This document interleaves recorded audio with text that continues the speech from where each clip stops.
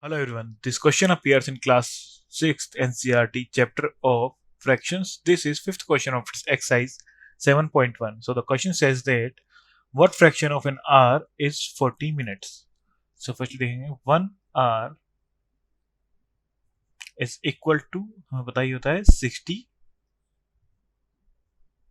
next and हमें find out करना है fraction of an hour is 40 minutes. So